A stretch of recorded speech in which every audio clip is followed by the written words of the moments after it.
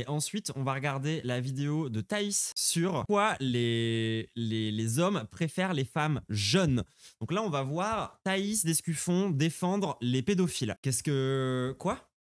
Thaïs, allô?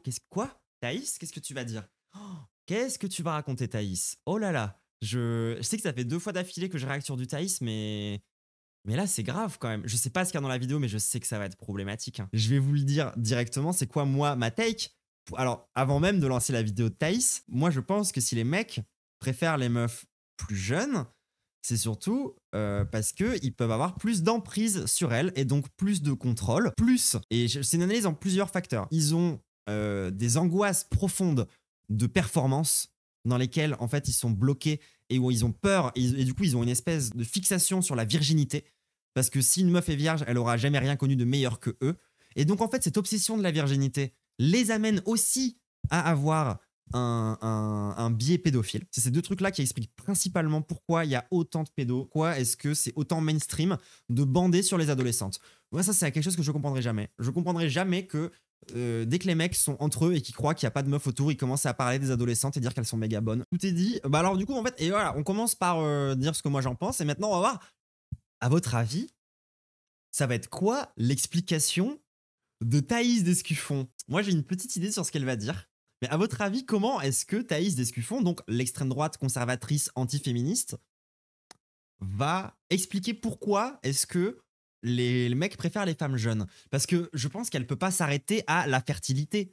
Parce que en fait, ils tentent de s'attaquer à des gamines qui ont 13 ans. Donc en fait, non, ça marche pas la fertilité. L'ordre biologique ou un truc comme ça en mode instinct. Bah l'ordre biologique, oui, c'est quasiment sûr qu'elle va y faire référence. C'est quand même son cheval de bataille. J'ai l'impression que les meufs aiment les mecs plus âgés, non? Type argument de maturité.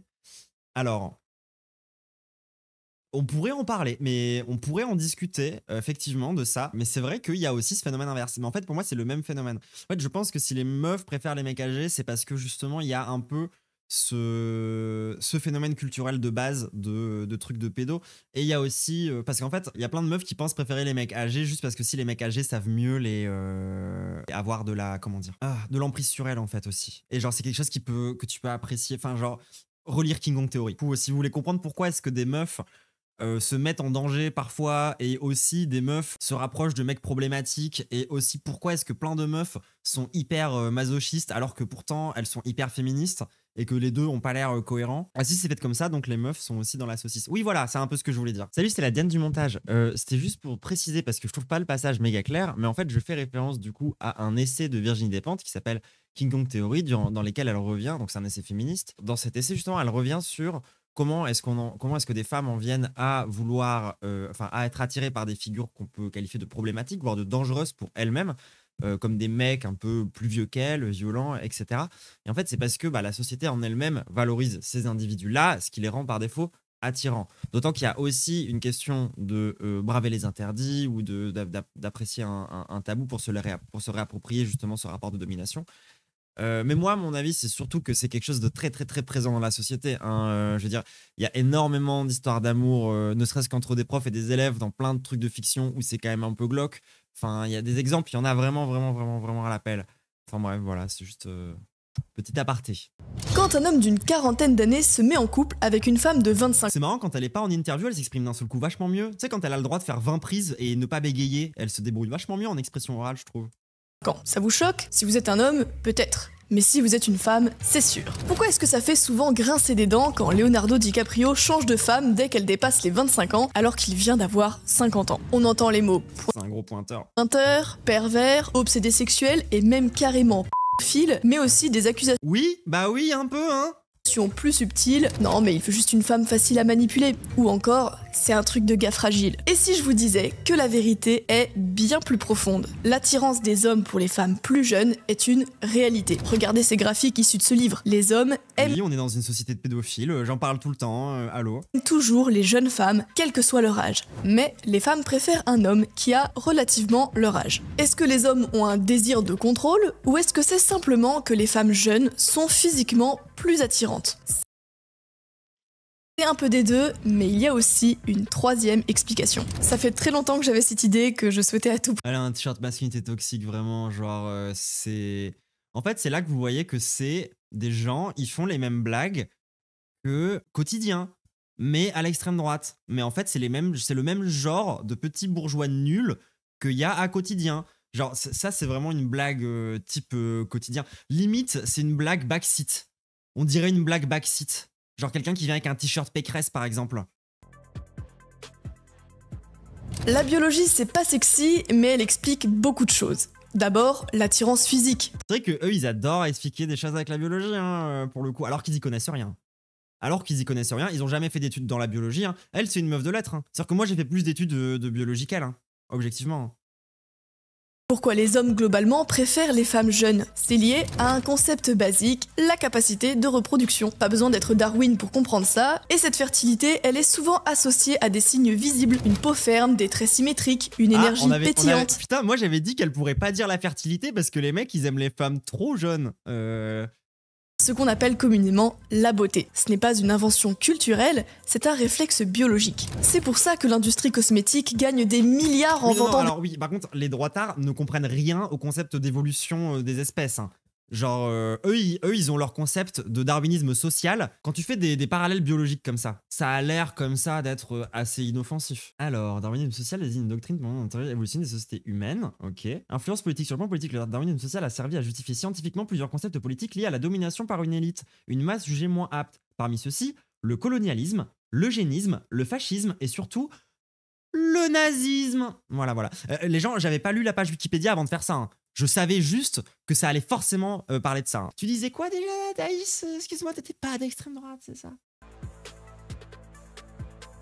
Mais l'attirance physique n'est qu'une partie de l'équation. Les belles femmes de 35 ans existent, mais les hommes préfèrent quand même généralement les filles de 25 ans. Pourquoi? Parce que ce qui se passe dans la tête est tout aussi important que le physique. Je sais que je vais me prendre des tirs pour ça, mais je vais le dire quand même, beaucoup d'hommes attachent une grande importance à l'histoire passée d'une femme. Une femme plus jeune a statistiquement eu...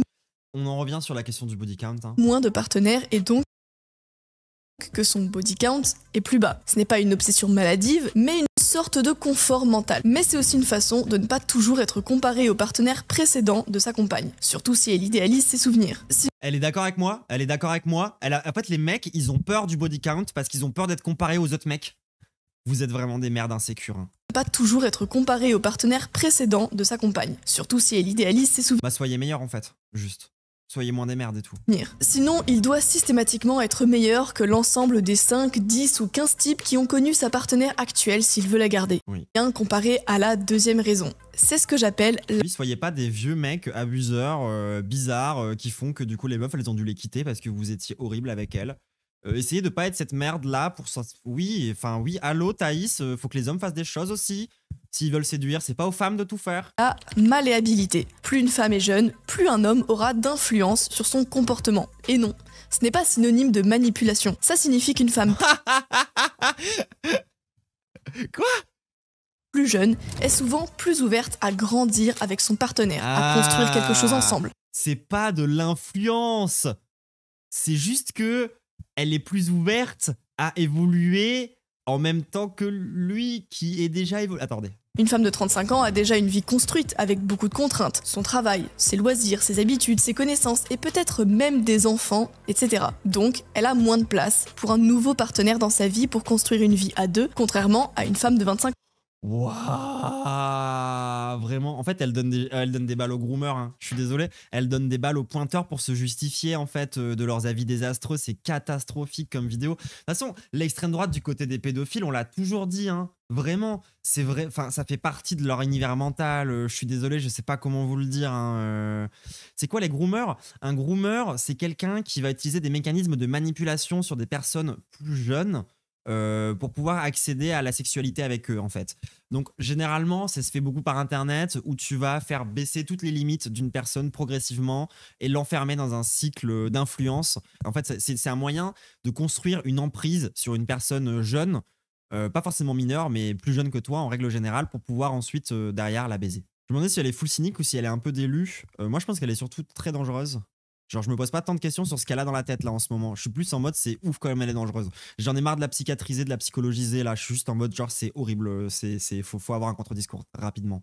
Et si en plus elle a eu des mauvaises expériences passées, ça veut dire que son partenaire doit l'aider à porter son bagage émotionnel au quotidien. Et on comprend qu'un homme n'ait pas envie de récupérer cette responsabilité alors qu'il pourrait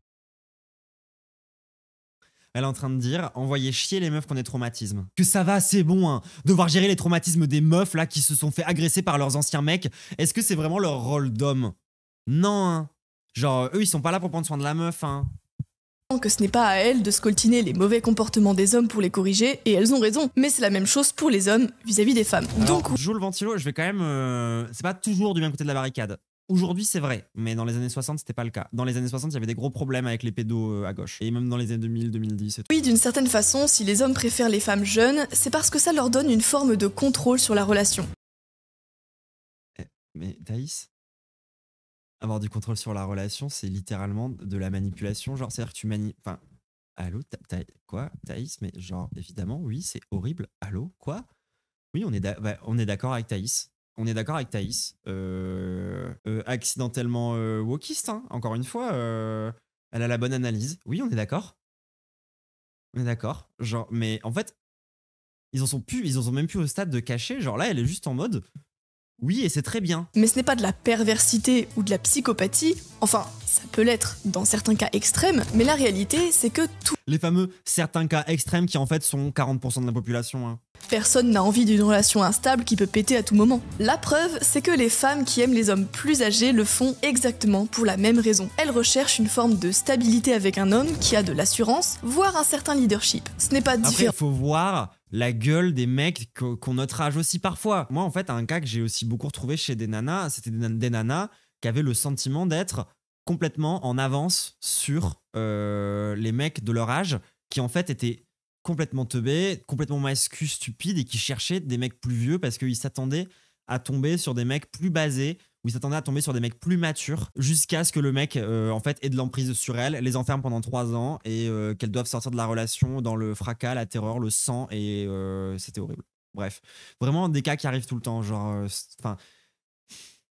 Des hommes, c'est juste la même dynamique, mais vue dans l'autre sens. Et donc, on a la troisième raison qui explique l'attirance des hommes pour les femmes plus jeunes, c'est une forme d'assurance pour bâtir une relation plus durable et plus stable, et notamment dans l'optique de fonder une famille. Mais alors, pourquoi est-ce que ça dérange autant? Pourquoi ces accusations de domination, de perversité? Parce qu'ils se tapent des meufs de 16 ans en fait. Thaïs. Allô?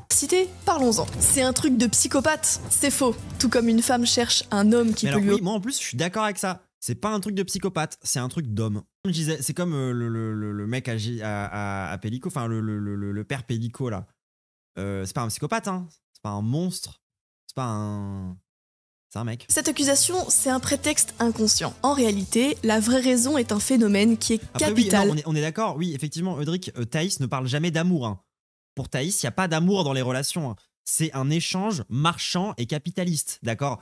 Eux, ils voient ça, ils voient les relations comme ça. Ils voient les relations comme un échange marchand où, en gros, la meuf apporte quelque chose, à savoir son utérus, et le mec apporte autre chose, à savoir de la violence, je crois. Et tout le monde est heureux comme ça, bien sûr. Ne pas compter sur sa partenaire pour te servir de psy, il y a des pros pour ça. Bah après, oui et non. Moi, genre, je sais pas, moi, sur cette take-là, je veux dire, c'est bien d'avoir un psy, c'est bien, mais c'est mieux de parler de ses problèmes à ses proches. Et tu vas avoir un psy aussi quand il y a des problèmes que tu peux pas parler à tes proches, en fait. Ou parce que tu as des problèmes précis, genre anorexie, insomnie, traumatisme, des trucs comme ça et tout. Mais parler de ses problèmes à ses proches, ça devrait être la base, en fait. Hein.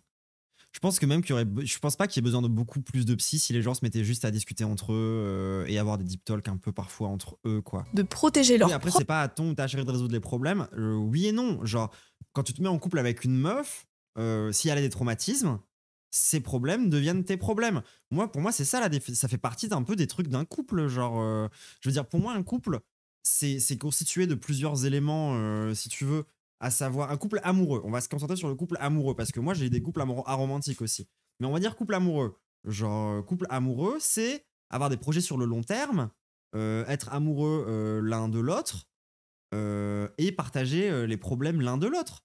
C'est-à-dire que les problèmes de l'autre deviennent tes problèmes deviennent ceux de l'autre. Enfin, dans une certaine mesure, quoi. Tu peux choisir de partager tes problèmes ou pas, mais ça fait partie du deal pour moi. Genre, moi, avec Lou, on vit en couple aromantique et on partage nos problèmes. Les problèmes de Lou, c'est mes problèmes c'est les problèmes de Lou. Sauf à des moments où je dis à Lou, genre, non, ça, j'ai besoin de le gérer toute seule. À ce moment-là, il le sait. Alors, faut pas balancer tous les problèmes de la société dans les mains des psychologues, en fait. Ils vont pas savoir le gérer, hein. Et ils sont pas faits pour ça, et c'est pas les meilleurs forcément aussi toujours dans les meilleures positions pour nous aider, quoi. J'ai mis un moment avant de trouver une bonne psy pour moi, et en plus parfois c'est difficile, ouais. En plus parfois il faut faire une dizaine de psy avant d'en trouver un bien. Après il faut pas attendre de l'autre de résoudre non plus. Mais déjà de base, si quand tu parles de tes problèmes à quelqu'un, ce que t'attends de la personne c'est qu'elle résolve tes problèmes, c'est mal barré en fait. C'est-à-dire que souvent les problèmes, c'est à toi de les résoudre, hein. Mais par contre, tu devrais pouvoir en parler. Et je suis d'accord que tu dois pas attendre que l'autre résolve tes problèmes. Tu dois attendre que l'autre t'aide à résoudre tes problèmes. C'est plus ça que je dis, tu vois. C'est pas à l'autre de résoudre tes problèmes, bien sûr que non. C'est tes problèmes quand même. Et de toute façon, de base, c'est très rare des problèmes que l'autre peut régler et pas toi. Genre, si c'est tes problèmes à la base, a priori, 90% du temps, c'est à toi. Il y a que toi qui peux les résoudre de base. Moi c'est plus ça, c'est plus comme ça que je vois les choses en fait par rapport au couple. Mais elle, Thaïs, rien de tout ça. Genre, elle, le projet sur le long terme, c'est juste une vision où c'est genre un investissement financier. Et en fait, t'as peur de perdre ton investissement parce que tu t'es beaucoup investi dans la meuf et en fait, elle a fini par te tromper alors que t'as beaucoup investi dans elle. Alors qu'en fait, la meuf, si elle t'a trompé, c'est peut-être parce que tu t'es comporté comme une énorme merde avec elle pendant 5 ans. C'est un lien, en fait, entre le fait qu'elle t'ait trompé et le fait que t'es qu'une énorme merde avec elle et que tu la séquestres à moitié. Je sais pas. Je sais pas. Mais oui, elle a aucune vision du romantisme, ou du moins elle a une vision très contractuelle des choses. C'est-à-dire que moi, je pense que Thaïs Descuffon, elle est très dans une forme de contractualisation des relations, sur lequel en fait chacun y met ce qu'il a à donner sur le papier. Et ensuite, du coup, bah, les deux ont le droit de profiter pleinement de ce que l'autre lui a donné comme terrain, à savoir pour les femmes leur corps. Et pour les hommes, apparemment, une partie de leur patrimoine. Sauf que c'est même pas vrai. Les trois quarts du temps, les mecs, ils gagnent quand même l'argent, en fait. Et au final, ils gardent quand même l'argent pour eux, hein. Enfin, ça reste vrai, hein. D'un autre côté, il y a énormément de gens avec des traumas. Et pour vraiment guérir des traumas, il faut vraiment des thérapeutes formés sur ça. Oui, ça, on est d'accord. Et c'est pour ça que je disais que pour moi, les psys, c'est bien pour quand tu as besoin de résoudre un trauma. C'est bien pour quand tu as besoin de résoudre des problèmes type troubles du comportement alimentaire, troubles du sommeil, des trucs comme ça, tu vois. Mais si tu as besoin de quelqu'un pour parler de tes problèmes, ben, c'est bien d'avoir des amis aussi. Et parfois, ça suffit pas, il faut aller voir un psy. Mais dans un premier temps, c'est quand même mieux d'avoir des gens autour de toi à qui en parler, en fait. Genre, et justement, des gens que tu payes pas, parce que du coup, t'as pas l'impression que tu les forces à t'écouter. C'est hyper important. Genre, pour moi, avoir un bon équilibre psychologique, il passe aussi par avoir un bon maillage amical des gens autour de toi, un bon maillage relationnel en fait. Bien sûr qu'il est possible de soutenir son ou sa partenaire, c'est la moindre des choses, mais tenter de compenser les soucis accumulés depuis l'enfance par l'éducation ou le trauma. Oui, non, mais ça, je suis d'accord aussi. Et de toute façon, de base, un traumatisme, au mieux, tu apprends à vivre avec, hein. Tu n'en sors jamais vraiment, je pense pas, hein. Après, c'est peut-être juste moi qui suis jamais sorti d'aucun de mes traumatismes, je sais pas. Mais je crois pas que tu guérisses d'un traumatisme. Je crois que c'est plus compliqué que ça. Tu le processes, mais tu guéris pas. Après, il fait partie de toi. Bon, allez, on va repartir sur la vidéo de Thaïs là. Mais c'était intéressant. Pour comprendre comment s'organisent les relations d'attirance entre les hommes et les femmes d'une société. C'est ce qu'on appelle le cartel de l'attirance. Pourquoi on parle de cartel? Non, ça n'a rien à voir avec les cartels de la drogue mexicain. En économie, un cartel, c'est quand des entreprises se mettent d'accord pour fixer ensemble le même prix. L'idée est simple, si toutes les entreprises pratiquent... Vous voyez? Putain.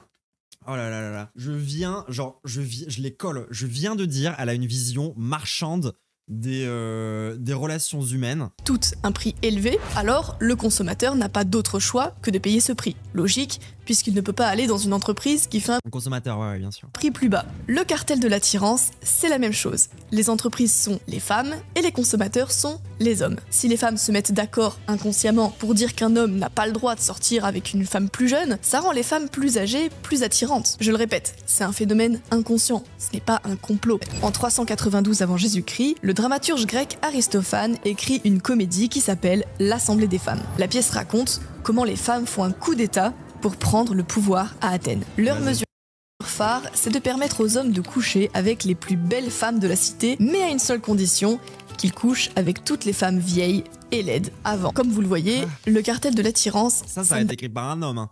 Ça, c'est vraiment genre, pauvre, t'es un mec, et tu tentes d'imaginer une révolution de femmes, et à la fin, tu te dis, qu'est-ce qu'elles veulent, les femmes? Je pense qu'elles vont imposer que les mecs puissent coucher avec des meufs belles. Ouais. Mais à condition qu'ils baisent aussi les moches. Le mec, il a vraiment cru... Ça va pas, hein. Ça va pas, hein. Pas de Tinder ou de mai 68. Attends, c'était ça sa conclusion? C'est quoi? Ça n'a même pas de sens. Je vois pas le rapport entre sa vision marchande et la pièce d'Aristophane. C'est un peu grave. En plus, je crois que c'est de la récupération parce que moi j'ai déjà vu des lores féministes utiliser cette histoire aussi. Hein. Après, son raccourci Mario Kart, son explication de la pièce, ah, ça a l'air Mario Kart, oui, en effet. Alors, est-ce que ça veut dire que les hommes doivent absolument se trouver une fille plus jeune? Pas forcément. Déjà, la malléabilité Elle dont dit ça parce qu'elle est un peu plus vieille que la moyenne d'âge de son public. j'ai parlé a souvent un coût, celui de la maturité. Le risque d'une différence d'âge, c'est de vivre un décalage au sein de la relation entre un homme qui veut construire quelque chose et une fille qui veut profiter de ses jeunes années. Mais il y a plus grave. Sortir avec une femme beaucoup plus jeune, surtout si elle est très attirante, peut mener à des pièges psychologiques, la peur de perdre la perle rare. Quand des hommes trouvent une... Non, ça peut mener à des meufs jeunes qui se font abuser. Allô, Thaïs? Jeunes femmes, ils peuvent rapidement devenir hyper dépendants parce qu'ils ont peur de ne jamais pouvoir en retrouver une autre. Et si vous me suivez, C'est vrai que vous donnez des grosses simps après. je ne suis pas là pour vous dire de courir après des femmes plus jeunes, ni pour juger, mais comprendre, c'est mieux choisir. Pour les femmes, ça vous aide à ne pas rater de belles opportunités au lieu de combattre des instincts biologiques que vous ne pouvez pas changer. La jeunesse est une ressource Les fameux instincts biologiques, il n'y a aucun animal qui est pédophile. Il n'y a pas de pédophilie chez les animaux. Hein. Genre chez eux quasiment, chez quasi, il y a des singes, il y a des cas, il y a des exceptions, mais c'est extrêmement rare. C'est pas une règle naturelle. Hein. Genre pour le coup, le fait d'être attiré par des animaux de ta propre espèce juvénile, c'est pas dans la nature. Hein. C'est pas du tout dans la nature. Hein. Genre c'est vraiment pas naturel. Par définition, la jeunesse ne dure pas pour toujours. Et parce que les choix qu'une femme fait dans sa jeunesse résonnent pendant le reste de sa vie. Enfin, pour les bref, hommes, toujours à expliquer des trucs débiles alors qu'en vérité les relations c'est avant tout les sentiments et pour faire naître des sentiments faut ne pas être une énorme merde. Oh alors attendez, je crois qu'on a un poulet. Quand les femelles ont leur menstrue, elles sont automatiquement reproduites par les mâles dominants. Tu dis de la merde, et les sentiments sont juste un attribut biologique qui permet une meilleure survie de l'espèce. T'as touché combien de femmes toi dans ta vie, du coup? Énorme son pseudo. Worst Game League of Legends. En fait, je suis vraiment d'accord avec ton pseudo, donc je peux pas penser trop du mal de toi. Ah là là là là là là. Mais en fait, tu sais que tous les animaux ne fonctionnent pas sur le modèle du couple. T'en es conscient quand même. En fait, genre, l'idée même que deux êtres, allez, on va être dans votre méta de sexe opposé, ça n'a aucun putain de sens, ok, de sexe opposé, sont en couple toute leur vie, c'est pas un truc naturel en fait, c'est pas un truc biologique, ça fonctionne pas, ça marche pas. En fait, le couple, c'est une construction sociale. Désolé, hein. Je sais que vous aimez pas le concept, hein, vous aimez bien la biologie et ce genre de truc. Le couple, c'est une construction sociale, ça n'a rien à voir avec les menstruations. Genre, je sais pas quoi. Enfin, allô. Mais bon, je pense. Enfin, toi, t'as jamais dû parler avec une femme, en fait. C'est grave quand même. Elles sont automatiquement reproduites par les mâles dominants. Ouah, quand même, c'est un délire. Hein. Il existe littéralement aucune espèce de mammifère où les mâles sont pas en compétition, mais ok. Ça dépend ce que tu définis par compétition, en fait. Ça dépend, en fait, parce que déjà, le concept de compétition, c'est un concept humain. C'est comme le concept d'homme et de femme d'ailleurs, c'est des concepts humains. Il n'y a pas d'homme et de femme dans la nature. On parlera jamais d'un chien-femme ou d'une femme-chien, ça marche pas. En fait, stop, sortir de. De toute façon, genre, je vais le redire parce que t'étais peut-être pas là quand on a commencé à parler de ça tout à l'heure. Mais je rappelle que toi, du coup, t'es pour parler de l'évolution biologique, de la compétition entre les individus par rapport à l'évolution des espèces. Et tu fais le parallèle avec le darwinisme. On est d'accord, Worst Game League of Legends. Toi, ce dont tu parles, c'est du darwinisme social. Le darwinisme social qui est défini du coup par à peu près exactement ce que tu dis, à savoir la compétition des mâles ou je sais pas quoi au sein de l'espèce humaine et qui reproduit ce genre de truc. Donc on va rappeler quand même un petit peu les termes parce que sur le plan politique, le darwinisme social a servi à justifier scientifiquement le colonialisme, l'eugénisme, le fascisme et surtout le nazisme. Donc bon, écoute, tu sais dans quel camp tu te trouves en défendant ce genre d'idée. La compétition, c'est pas un concept, c'est quand deux corps entrent en conflit et déployant une énergie. Gros, j'étais major de promo en physique en fait. C'est pas ça le conflit. Là, t'es en train d'essayer d'avoir une définition de scientifique et ça marche pas en fait. Ça, c'est pas là, t'es pas en train d'écrire un conflit, t'es en train d'écrire un impact. Le darwinisme social me concerne pas. Bah en fait, si, hein, mon ref. C'est de ça dont tu parles, hein. C'est exactement ce dont tu parles. Hein. Genre, c'est vraiment ta définition de la compétition masculine avec les mâles dominants, etc. C'est vraiment ta méta. Hein. Genre, pour le coup, désolé, mais assumez ce que vous pensez, en fait, au bout d'un moment, les droitards. Genre, je suis pas de droite, bien tenté. Ah bah si. Ah si, je suis désolé. Tu t'as parlé de mal dominant, mon ref. Ah, t'es peut-être d'extrême droite, c'est vrai. T'es peut-être pas que de droite. C'est possible aussi. Mais on sait où vous êtes, hein, les antiféministes. La biologie, c'est de droite. Ah, d'accord. Bah non. L'utilisation politique de la biologie, par contre, c'est de droite. Tu veux que je te remontre le Wikipédia? De justifier les dominations politiques par des arguments biologiques, c'est d'extrême droite, oui. Effectivement. Darwinisme peut être un positif, la cohésion de l'espèce, de partage, la bienveillance selon un signe d'évolution. Ouah, c'est confus, hein. C'est globi-boulga ta tête, hein. Non, genre, ça n'a pas assez de sens pour que je réagisse à ça, désolé. Je réagis vraiment qu'aux phrases qui ont du sens. À l'époque, ils connaissaient rien à l'évolution. MDR, justement. À l'époque de quoi? Tu parles des nazis? Est-ce que c'est un peu grave à ce moment-là? Genre. Pour le coup, Darwin, ça prédate un peu les nazis, sans vouloir, encore une fois, ramener ma science. Mais par contre, oui, genre, tu peux pas être anti-féministe et pas être d'extrême droite, mon ref. Désolé, un worst game League of Legends. Même si t'as un excellent pseudo. Hein. Oh là là. Attendez, l'esclavage était justifié par le darwinisme et justement, le darwinisme était si mal compris que des pseudo-savants européens se sont permis de distinguer des races. Oui, ça, on est bien d'accord avec ça, oui. Le darwinisme social n'a rien de scientifique. Tout comme le fait de parler de trucs biologiques au sein du couple et de ce genre de domination, alors qu'en fait, non. C'est de la construction sociale. Stop. Stop juger les relations sociales à travers le prisme de la biologie. Genre, en fait, ça marche pas. C'est pas le domaine d'étude de la biologie. Genre, je veux dire, déjà, vous parlez tout le temps de biologie sans jamais faire référence à la biologie comportementale, qui pourrait à la limite être une des rares biologies qui pourrait avoir ne serait-ce qu'un minimum de rapport avec ce dont on parle. Genre, c'est même pas nous, à gauche, qui tentons de dire, regardez, c'est notre science à nous qui est la meilleure. C'est juste que nous, on parle de la science dont le domaine d'étude est la société, en fait. Et les gens supportent pas les conclusions de cette science-là. Donc, en fait, stop.